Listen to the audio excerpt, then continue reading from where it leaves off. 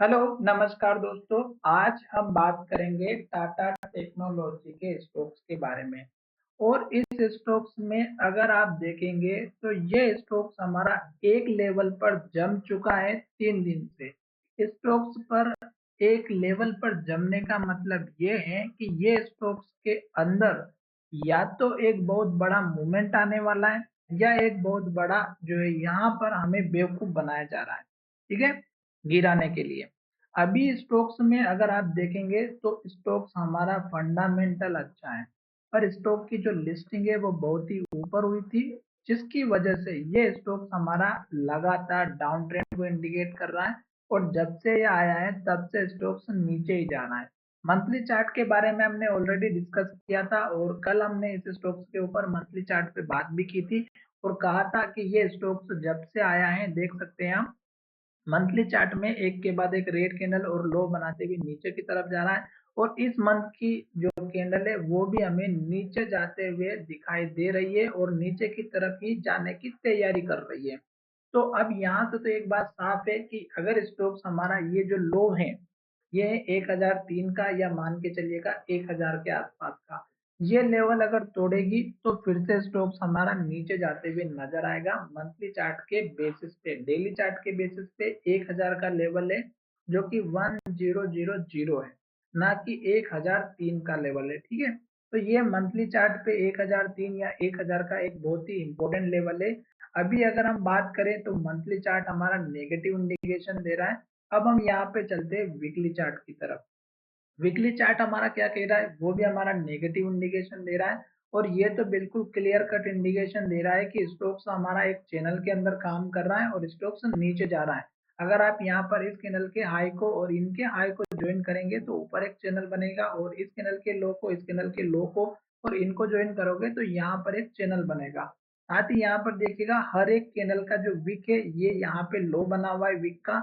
और अब ये लेवल अगर हमारा फिर से टूटेगा तो कंटिन्यू हमें नेगेटिव डायरेक्शन में दिखाई देते हुए नजर आएगा। हालांकि यहाँ पे देखिएगा स्टॉक्स में ये जो वॉल्यूम बढ़ते हुए नजर आया था धीरे धीरे, और यहाँ पर जो वॉल्यूम आया था और ये जो गिरावट हुई थी वॉल्यूम के साथ में, तो इसका मतलब ये हुआ कि इस प्राइस इस कैंडल में सबसे ज्यादा वॉल्यूम था और इस स्टॉक में सबसे ज्यादा इस वीक में सेलिंग प्रेशर देखने को मिला था। वो क्यों देखने को मिला था कि एक तो स्टॉक्स ने ये लेवल तोड़ा, एक लेवल ये तोड़ा और एक लेवल ये तोड़ा था। तीनों कैंडल का लो, पहला लेवल था 1033 का, दूसरा लेवल था 1020 का, तीसरा लेवल था 1006 का।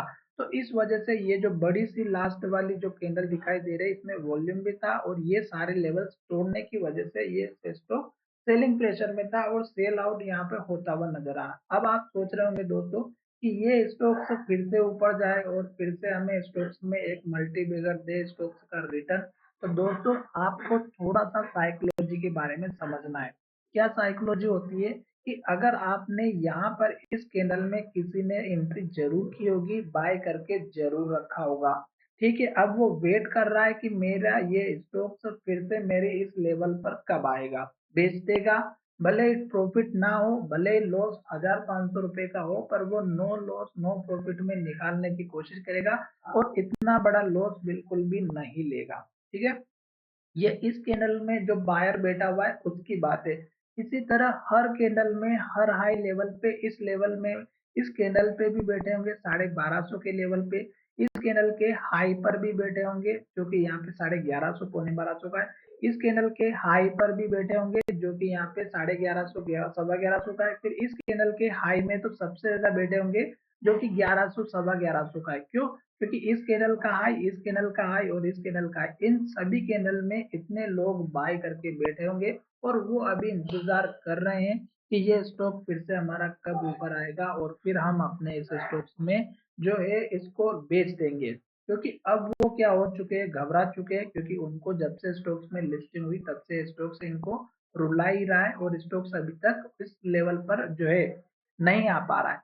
अब अगर इन केस यहाँ से सपोर्ट लेता है और स्टॉक्स फिर से ऊपर चला भी जाता है तो आप सोचिएगा कि किसी ने इस लेवल पर भी बाय किया होगा जो कि यहाँ पे लो बना हुआ था, किसी ने इस हाई लेवल पे भी बाय किया होगा जो कि यहाँ पर अभी पिछला भी लेटेस्ट हाई बना था।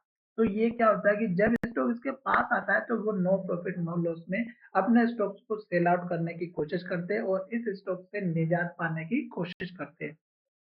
कुछ लोग ऐसे होते हैं जो केवल हर महीने कुछ-कुछ क्वांटिटी बाय करते हैं और वो लमसम के हिसाब से ना पैसा डालते हुए हर महीने 1-2 क्वांटिटी 5 या 10, 20, 100, 50 क्वांटिटी अपने हिसाब से लेकर के लंबे समय के रखते हैं। केवल वही लोग इस स्टॉक्स में बने रहेंगे, अदरवाइज़ जो लोग यहाँ पे इंट्राडे के हिसाब से, बीटीएसटी के हिसाब से, स्विंग ट्रेडिंग के हिसाब से जिन लोगों ने इसको लेकर के रखा होगा और स्टॉप लॉस नहीं लगाया होगा, तो वो लोग यहाँ पे घबरा चुके होंगे और वो जैसे स्टॉक्स हमारा पुराने लेवल के पास आता है, स्टॉक्स में सेलिंग प्रेशर आ जाता है।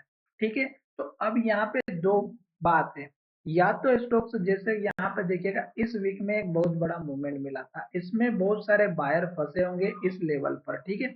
अब स्टॉक इसके पास अगर यहाँ पर आता है, तो आपको क्या करना है कि इस स्टॉक्स में इस लेवल के पास में आएगा तो गिरावट आएगी, सेलिंग प्रेशर आएगा और कुछ लोग ऐसे होते हैं कि जैसे यहाँ पे बाय करके रखा है, स्टॉक ऊपर की तरफ गया तो वो भी अपना प्रॉफिट लेने के लिए यहाँ पे सेल करते हैं। ये लोग नए जो यहाँ से एंट्री करते हैं वो भी सेल करते हैं और यहाँ पे जो बैठे हैं वो भी सेल करते हैं और सेलिंग प्रेशर क्रिएट होता है। अब 2 पॉसिबिलिटी है, या तो स्टॉक्स यहाँ से जब ऊपर की तरफ जाता है और धीरे-धीरे जो वॉल्यूम जनरेट होता है, सपोज़ करो छोटे-छोटे, छोटे-छोटे बार वॉल्यूम जनरेट होते हैं और यहाँ से लेके यहाँ तक जो लोग बाय करके रखे होते हैं और यहाँ पर एक बहुत बड़ी बार बन जाती है वॉल्यूम की यहाँ पर जैसे बनी है।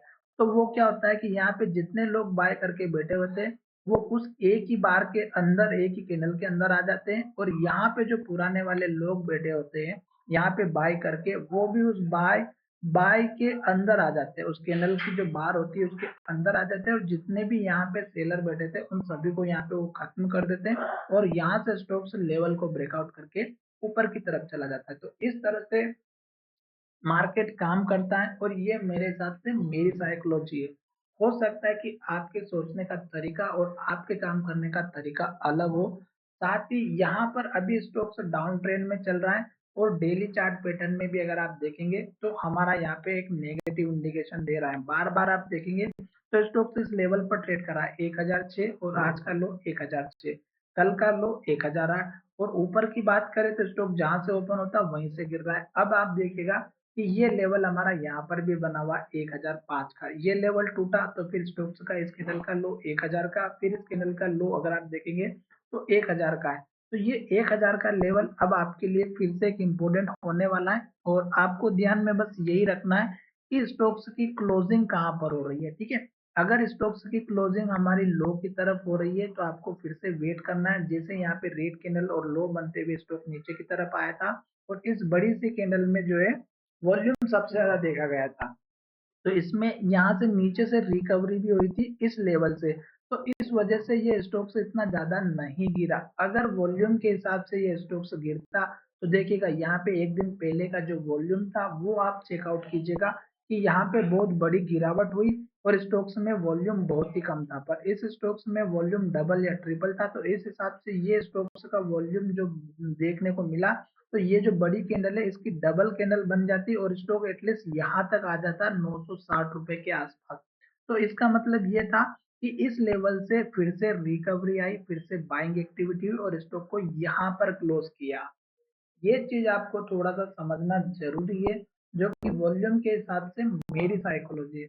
हो सकता है कि आप मेरे से भी बेटर परफॉर्मेंस में रहते होंगे और आप और भी ज्यादा प्रेडिक्शन कर सकते होंगे या फिर आप ज्यादा सोच सकते होंगे किसी भी कैंडल के अंदर क्या एक्टिविटी हो रही है। और दूसरा तरीका होता है कि ऑर्डर फ्लो। ऑर्डर फ्लो से और भी अच्छा एक्टिविटी पता चलता है कि इस कैंडल के अंदर किस प्राइस पे कितने बाइंग हुई, किस प्राइस पे कितनी सेलिंग हुई और कितने ऑर्डर एग्जीक्यूट हुए, वो सभी आपको कैंडलस्टिक चार्ट पैटर्न में समझ में आ जाता है। हालांकि मैं आपको उतना लेवल अभी नहीं बताने वाला हूँ क्योंकि वो इतना बड़ा लंबा बताने से कोई मतलब नहीं है, क्योंकि वीडियो बहुत लंबा हो चुका है। तो चलिए फिलहाल अभी स्टॉक्स रेड कैंडल में सपोर्ट लेवल आपको यहाँ पे मैंने बता दिया है। अगर ऊपर के टारगेट की बात करें तो पहला टारगेट आप यही रखिएगा 1020 का और दूसरा लेवल आप लेकर के चलिएगा 1028 से लेकर 28 का और फिर आप लेकर के चलिएगा 1033 का। तीन लेवल लेकर के चलिएगा फिलहाल। अभी कंफर्मेशन मिलने दीजिएगा, अगर स्टॉक यहाँ से ऊपर की तरफ जाएगा तो इस लो को नहीं तोड़ेगा और स्टॉक यहाँ पर जो लो बना ये लो बना रहेगा और स्टॉक ऊपर की तरफ चला जाएगा। चलिए वीडियो को विराम करते, धन्यवाद।